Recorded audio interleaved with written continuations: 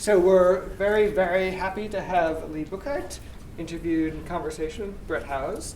And the point hopefully will be to stimulate some discussion about the Venezuelan debt crisis, but the video and the talk will be about basics of sovereign debt restructuring. So thank you. Well, thank you, and welcome again to this discussion. The morning here has been spent on some of the details for possible ways forward on Venezuela's debt, but I thought we might begin by just broadening out the conversation a little bit. Venezuela is one of the most long-anticipated sovereign debt restructurings that we've seen. It comes in the wake of Ecuador, Argentina, Uruguay, Dominican Republic, which introduced several innovations to the debt restructuring landscape. And of course, we also have had, in more recent years, the introduction of the standard collective action clause language. So Lee, I just wanted to begin by asking, what do you think remains most surprising or most difficult in the sovereign debt restructuring landscape that hasn't been tidied up or resolved in the wake of those others, and as we now face Venezuela, and which things have become settled in a way that really is instructive for a potential treatment of Venezuelan debt? Okay, let me begin on the optimistic side. Over the last 20 years, we, the sovereign debt community, have gotten much better at restructuring sovereign debt, even bonds debt of sovereigns. In the very beginning, in 1999, when Ecuador, Ukraine, and Pakistan defaulted on their bonds for the first time since the 1930s, it was a pretty rocky process. Since then, I think the bonds community has gotten more accustomed to these things. There is now unwritten best practices for how you do it.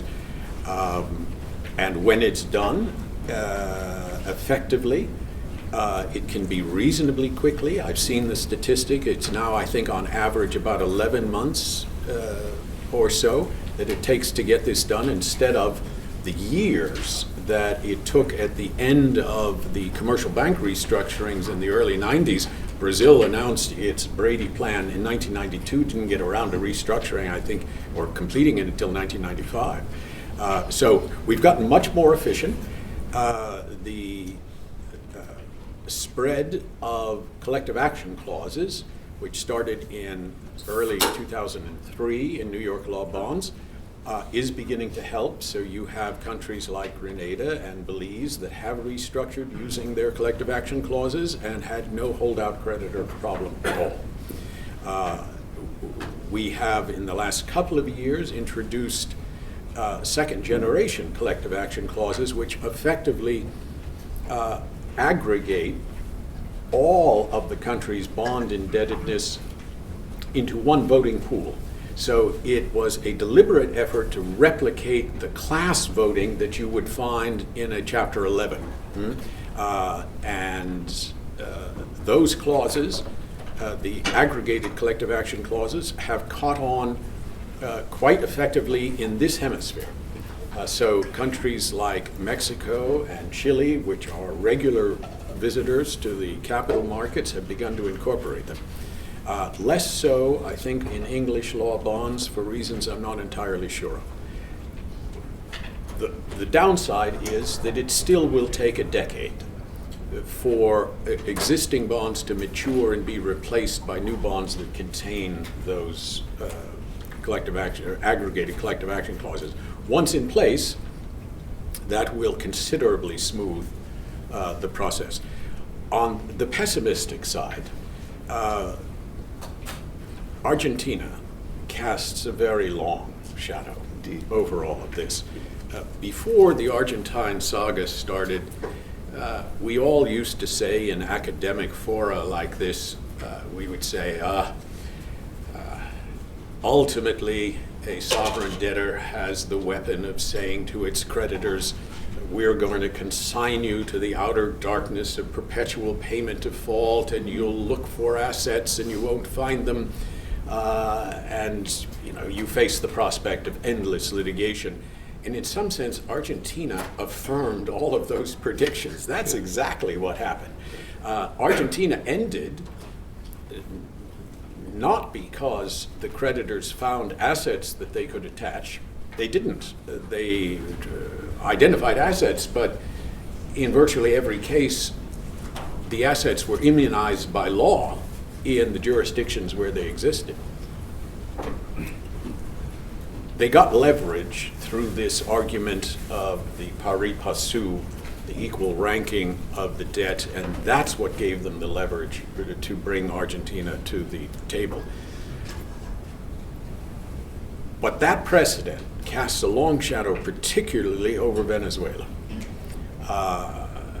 There is a concern in the sovereign debt community that prospective holdout creditors would look at Argentina and say, yes, it took 15 years, and yes, it was grisly, but at the end of that 15 years, there was an enormous payout to those creditors that had the stamina to stay with it. And therefore, the concern is that the Argentine precedent will act as a beckoning finger to prospective holdout creditors in this country, aggravated by the fact that when Argentina defaulted, its commercial relationships with the United States were trivial in comparison to Venezuela's. No country, no emerging market country has restructured its sovereign debt under New York law that has such extensive commercial contacts with this country since Mexico in the 1980s. And therefore, if you're a holdout creditor and you think your legal remedies will interfere with the sale of oil for this country is 95% of their foreign currency earnings. This is the jugular. And so if you are disposed to be a litigious holdout creditor, this perhaps will be viewed as an attractive candidate.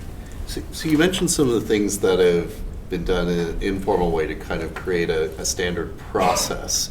Perhaps you could outline a few of those things that have led to better and more efficient outcomes, and maybe highlight what are the things that need to be added either to that informal process or into legal processes that or documentation that will prevent some of that incentive to hold out that the Argentine shadow casts. Yeah,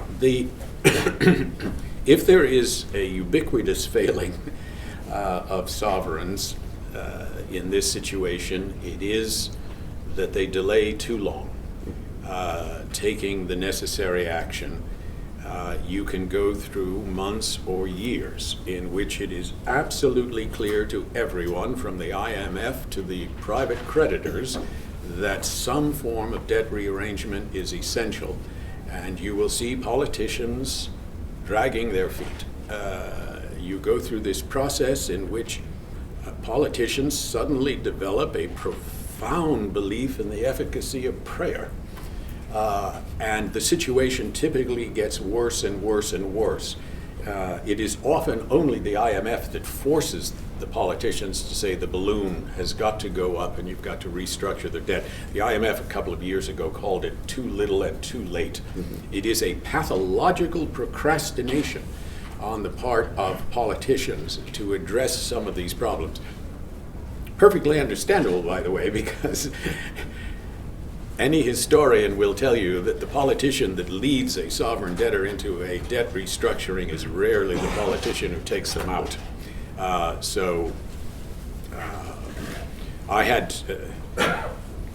There has been a change over the years in the direction of what are called preemptive sovereign debt restructurings. That is a debt restructuring that takes place before a default. 20 years ago, if you'd said that to anyone, they would have said it's impossible because the markets will never believe you're in trouble until you actually stop paying. We've gotten over that.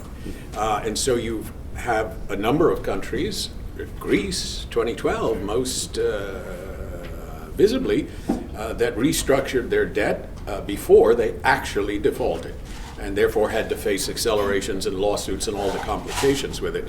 Some years ago, I met finance minister of a Caribbean country, and they had not yet defaulted. And after we had our meeting, I said, Minister, let me commend you for your statesmanship that you're going to deal with this problem preemptively before default. And he said to me, son, he said, my administration's in office for another 8 months. He said, don't you think if I could hand this bag of garbage, and garbage was not the word he used, this band of garbage to the next administration, I would do it. He said, but we won't last 8 months, so I've got to deal with it now. And I said, understood, Minister. Yes. But it's just something in the DNA of the political flesh that induces them to delay these things too long. And it gets worse for everyone. It gets worse for the country. It gets worse for the creditors. Well, and that's been a discussion at the IMF for decades. How do you get countries into a program earlier so that the damage is lesser? Similarly, how do you get into restructuring earlier so that the damage is contained? The IMF really hasn't figured that first piece out. It's been trying for decades, has offered different lending programs, different forms of conditionality, but that stigma of being in an IMF program is still so strong. And if that's the prerequisite to actually pushing a restructuring quite often, there's an awful lot still to get that sorted out. How, on the legal side, can we improve the incentives for that second step to happen, for the politicians to actually accept that we're at the point where restructuring has to happen? Fair question. What you hear from politicians when they're confronted with these things is, if I start a restructuring, I might find myself bogged down in a tar pit, a mastodon in a tar pit, the way Argentina was for 15 years.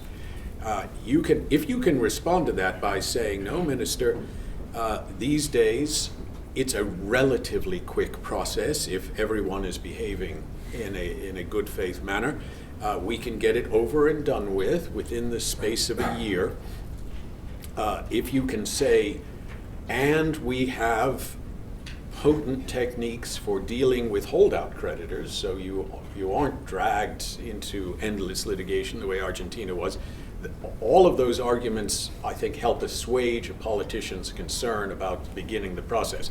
It won't address the central concern, which is, am I going to still be in office after I do this, but certainly from the standpoint of the country. And therefore, I think looking at recent history and saying we have, as a community, gotten much better in handling these problems, even with bond indebtedness. I think that's a potent argument. Well, I think you're right to point to the bonded issue of the indebtedness, because of course the concern used to be that if we moved from loans being the predominant form of financing with a relatively small collection of London Club blanks to a much broader universe of bondholders, that there would be big coordination failures. And in fact, what we're seeing in the last 10 to 15 years is that coordination failures, I think Chairman Zettelmeyer and others said, was the problem that wasn't.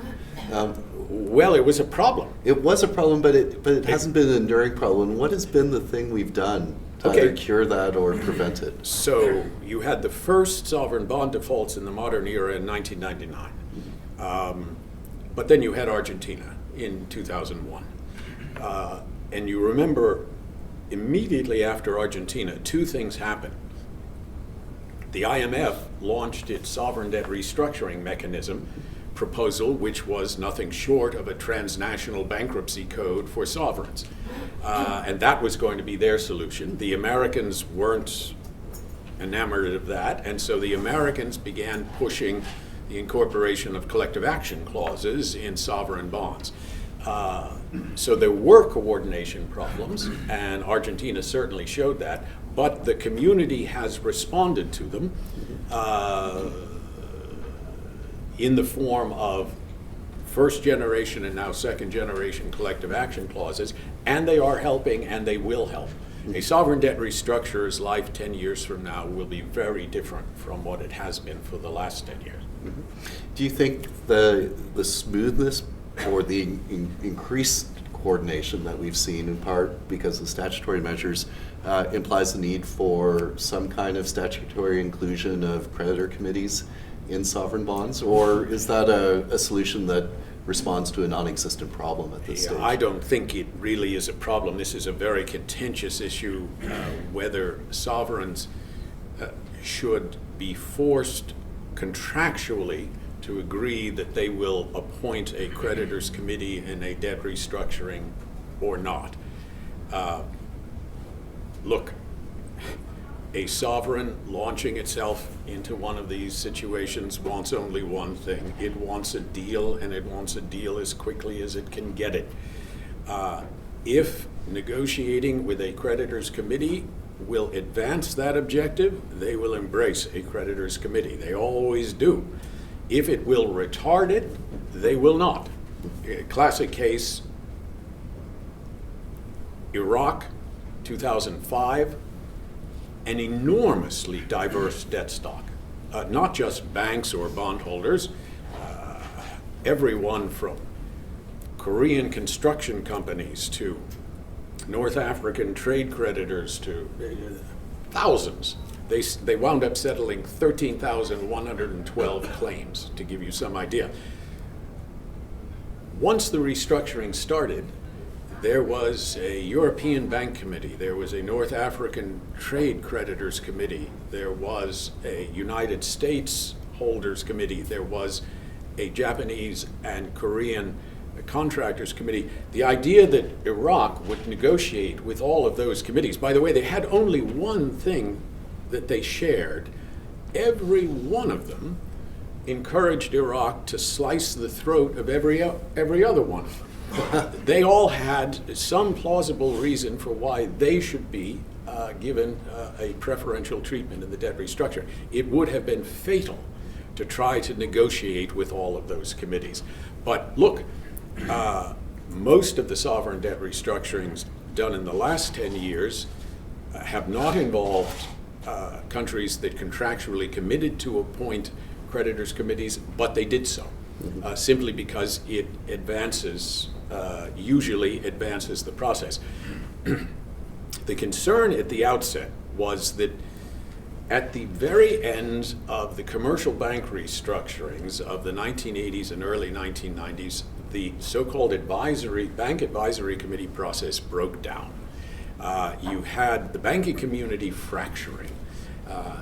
The smaller banks no longer wanted to do these serial restructurings every 2 or 3 years.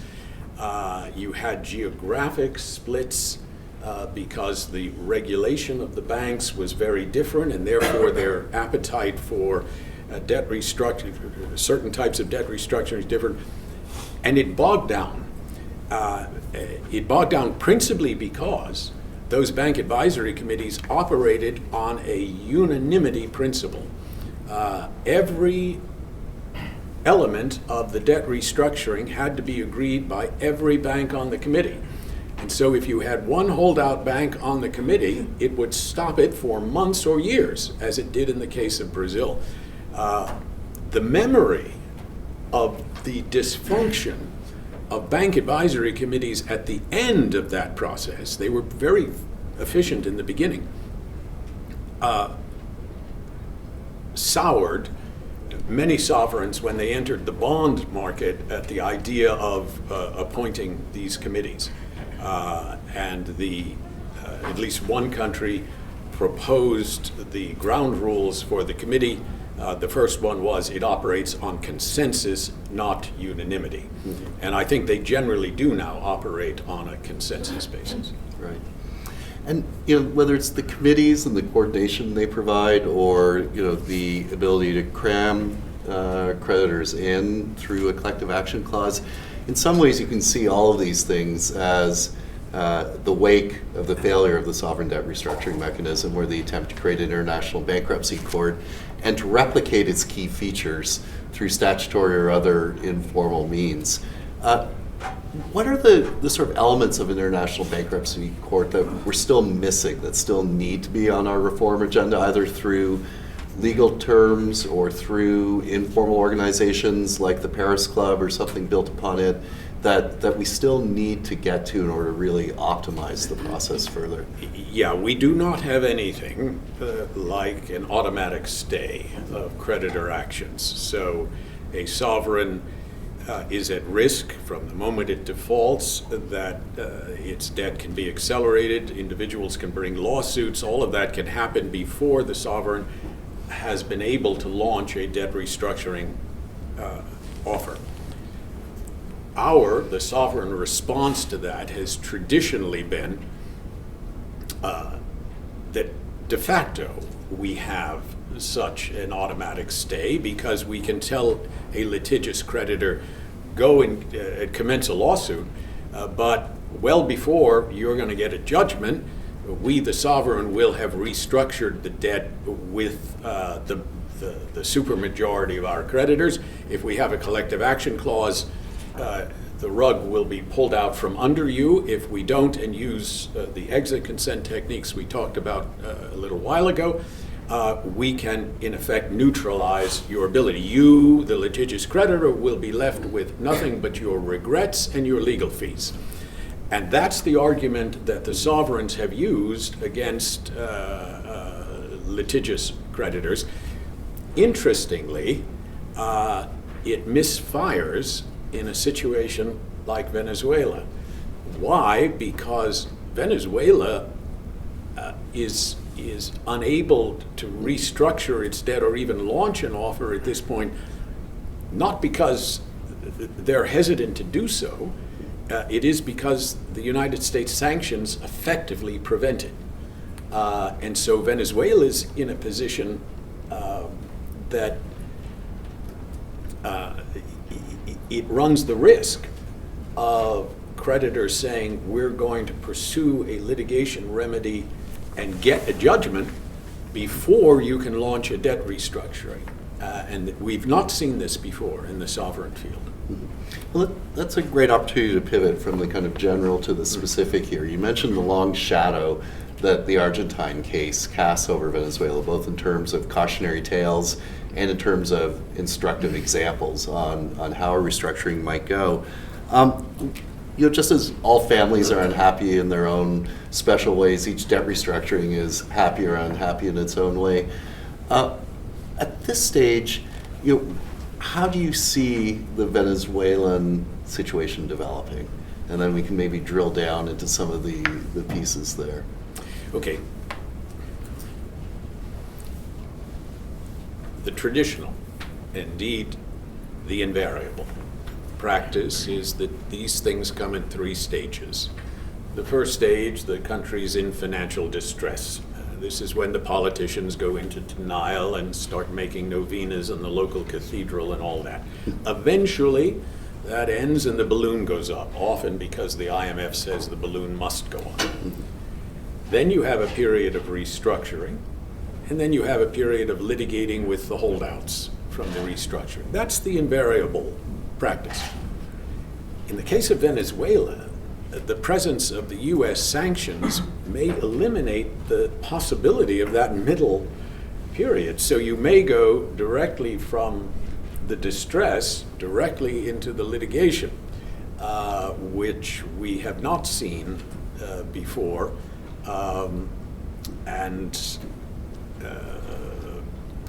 Look, eventually this will get sorted out. But I don't think it gets sorted out under the current administration or anything like the current administration. The issue is when might a regime change occur, and can international pressure compel such a regime change? The UN Security Council imposed pretty savage sanctions on Saddam Hussein in August of 1990. He did not leave until 2013, and when he left, it was the 4th Infantry Division that asked him to go. It wasn't the effect of the sanctions. So I think we may underestimate the ability of some of these regimes to go into the bunker and hang on to the ruin of their economy and the misery of their population for a very long time. And one of the things that's really struck me is that the bondholders have been relatively quiet or passive, one could even argue, in the face of the defaults from the Republic and PDVSA. Why do you think that's been the case? And if they were moving more quickly from that distress to litigation phase, would we see things developing on the regime change front more quickly as well? Would that be the pressure point? Or would that actually work in reverse to that? There was a time that I would have said, there was a time that most of us would have said a default on the debt followed by legal remedies by the creditors would be the propellant for a regime change in Venezuela. I don't think too many of us believe that anymore. For one thing, it was overtaken by the sanctions. And I'm not sure that would prompt a regime change. Why have the creditors been as passive as they have to date is an interesting question. I think several reasons. You remember that Venezuela had this policy of continuing to pay some of the coupons. Mm-hmm. It was late and attenuated and all the rest of it, but sometimes they would arrive. I think many bondholders said, why rock that boat? I'd rather get paid late than not at all. And if I accelerate and begin a lawsuit, I've declared war, and it could be years before. So that was one thing. Second, I think many people did think that a regime change was imminent. I did a year ago. And that has proven not to be the case, but that I think induced some caution too. And the third is, normally creditors in this situation would begin threatening to use their legal remedies as a way of inducing a sovereign who was dragging its feet in getting on with a restructuring. So, you better get on with the restructuring, otherwise you're going to be seeing us in court. That's kind of pointless here. Venezuela effectively can't restructure with those sanctions in place. Mm-hmm. And therefore, rattling your litigation saber is not going to induce them. Indeed, I suspect the Venezuelan authorities would say, we'd love to restructure. But it is the great Satan in Washington that's keeping us from doing it. Right. And so there's really, in that context then, there's little that can be done in terms of either learning lessons from the Argentine saga or innovating on them from a legal perspective to advance into that third phase more quickly. I think the patience will run out, and I think it'll run out in the first half of this year. There may be some who will conclude that it is better to try to steal a march on other creditors, bring a lawsuit, attach assets such as they are,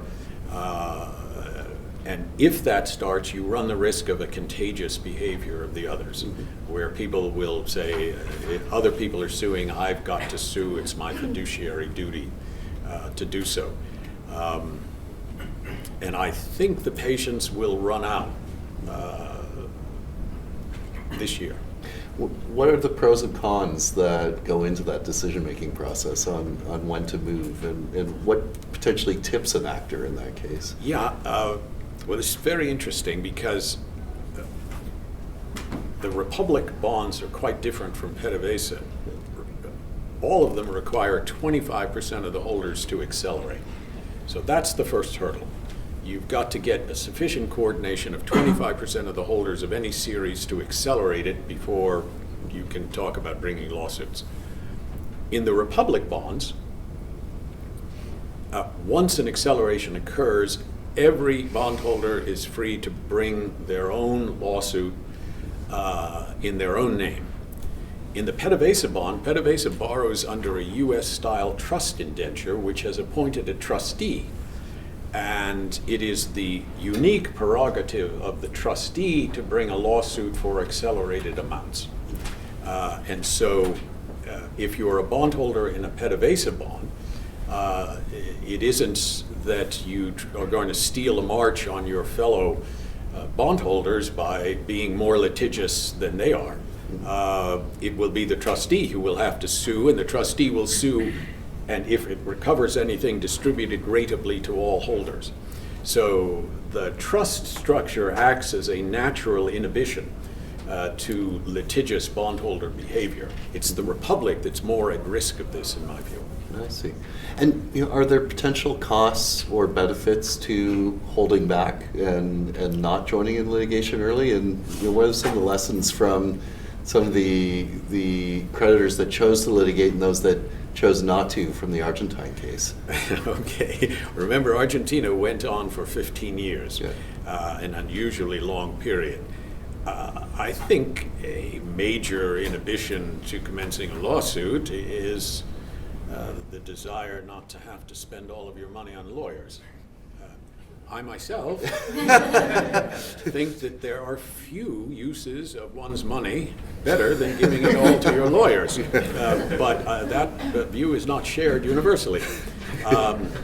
So that is one thing. This is not a situation, interestingly, in which going to the courthouse is likely to attract the opprobrium of the official sector. Where the official sector, the U.S. government, the IMF, and so forth, are supporting the sovereign debtor, running to the courthouse and appearing to disrupt the whole process could often bring down on your head at least some negative publicity. That won't be the case here. There is a concern sometimes that at the point that you get a judgment and your judgment begins accruing interest at the statutory rate of interest, that can be far less than what your contractual rate was. So it may have been you may have been financially better off delaying. Wait, yeah. Now, there is a limit to that. In New York, there is a 6-year statute of limitations. And what happened to some of the Argentine creditors was that they did not sue. And the statute of limitations lapsed on their claim. And when Argentina came to settle the remaining holdout claims in 2016, they made a decision not to settle with people holding stale claims, time-barred claims. That was an unusual decision because in other circumstances where claims had been outstanding for a very long time, Iraq, Liberia, had been out there for 25 or 30 years, the countries elected not to filter the claims by weeding out those on which the statute of limitations had run. It just seemed to be unfair to do so. But so there is that outer limit. Anyone looking at the Argentine precedent would say their forbearance will end 6 years after the acceleration or the maturity. I promise you, they will all have filed lawsuits by then. An additional issue we talked a bit about this morning is the particular complexity in the Venezuelan case. You have the sovereign and then the state oil company, PDVSA, and they have distinct bodies of debt. But then within the bonds for each of them as well, there are terms that are very widely ranging, let's say. A couple of the ideas we discussed this morning were centered around ways in which the debt of the two entities could somehow be rolled together, either in a trust or other structure. Do you see that as an approach that either ought to be pushed by creditors or one that should be proposed by advisors to try to expedite the process in some way? I think consolidating the debt stock in this situation is the logical thing to do. Look, this country derives 95% of its earnings from the sale of oil that comes through PDVSA. It has been a fiction all these years to say that there are two credits in Venezuela. that their republic is effectively different from PDVSA. There's one credit in Venezuela.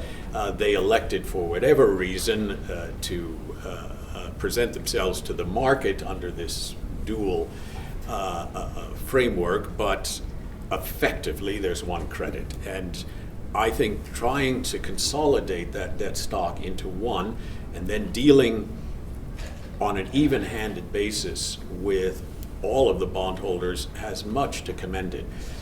I think if you tried to launch separate debt restructurings for the Republic and PDVSA that had materially different terms, you'd encounter a lot of hostility, because whoever was the disfavored creditor is going to be sitting there saying, wait a minute, I'm to give more debt relief in order to subsidize the guy at the next desk who lent to the more favored creditor. I think that would just be poisonous. I would try to consolidate them. Yeah. Well, in some ways, that would almost be inevitable, given the terms of their respective debt, that there would be some of those inequities in almost any proposal put forward if that consolidation didn't happen. Yeah, I mean, ideally, you would consolidate them into republic bonds with aggregated, that is the second generation collective action clauses, which would then allow you to launch a debt restructuring and have a class vote. That would be ideal if you could accomplish it. And question, a naive question from an economist rather than a lawyer here.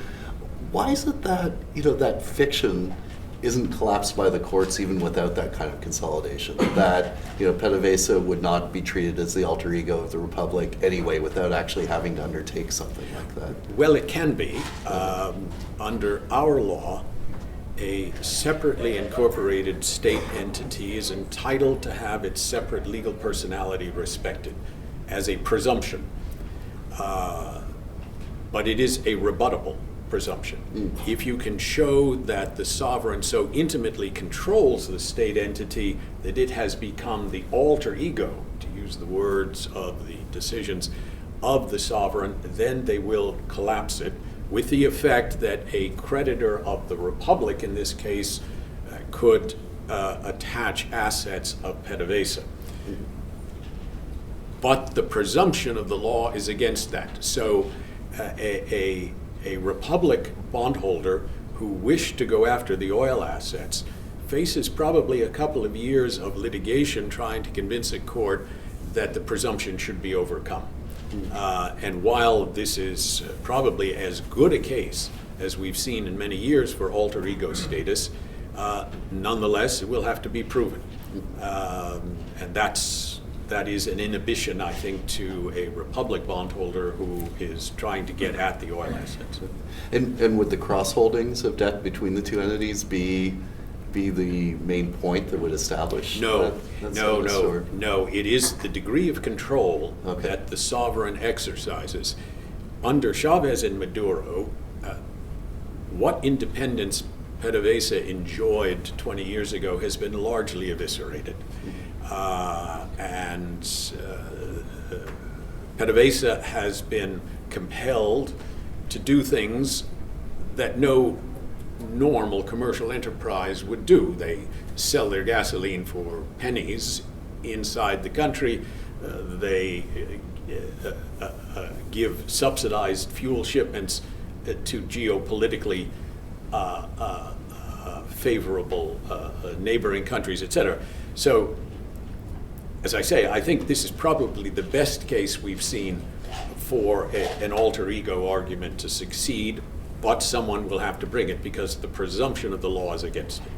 And in any kind of rolling up of claims, what would you do with things like the non-debt ICSID arbitration awards or the forward sales of oil that have taken place in the past? How would they be treated?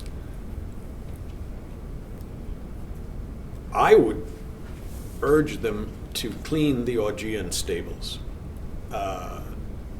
because to go to the bondholders, Republic and PDVSA, and say we're going to restructure your debt, but still out there are billions of dollars of claims which are entitled to get judgments, which are entitled to cause trouble which can undo the financial predicates of the restructuring we're offering you, that's a difficult thing to sell to bondholders. So I would try to deal with them all. The question will be how.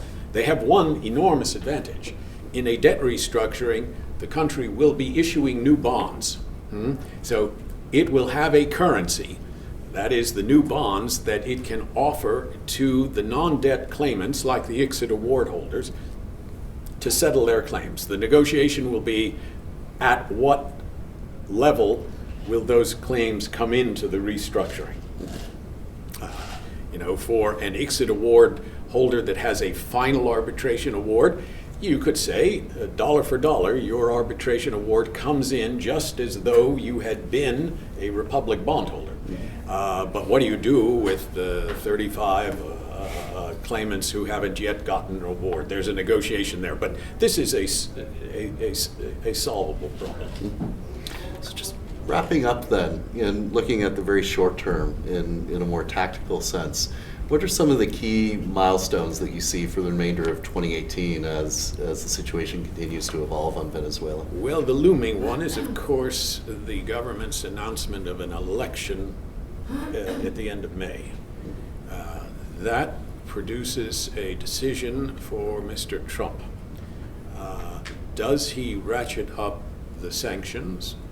Does he extend the sanctions to the oil sector, something that they decided not to do last August, but which is still perfectly possible? And if he decides to ratchet up, when? One theory says the day after the election, assuming the election is not free and open and fair. Another school of thought says no, better to do it now and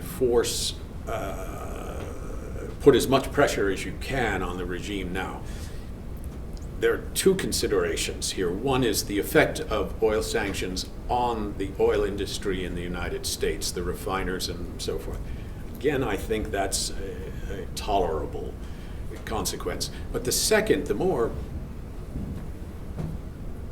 difficult one to define, is you're doing this under the guise of trying to ameliorate a humanitarian crisis in Venezuela. Cut off their ability to sell oil, and at least in the short term, you will vastly aggravate the very crisis that you're trying to solve. The only thing you can hope is they'll perceive it as tearing off a Band-Aid and getting all the pain done very quickly. But what happens if you do that and it does not result in a regime change? Then the Venezuelan people will suffer even more than they have suffered in the last few years. And that's the moral, ethical dilemma of what the U.S. administration has to decide. Well, I think that's a perfect note to end on, because it really speaks to the either overarching or underlying rationale for why sovereign debt restructuring matters, or the forgiveness of debt matters. Ultimately, it is about ensuring greater well-being and putting a country back on the path to growth. So, thank you, for sharing all those perspectives with us today. Please join me in thanking Lee for our conversation today.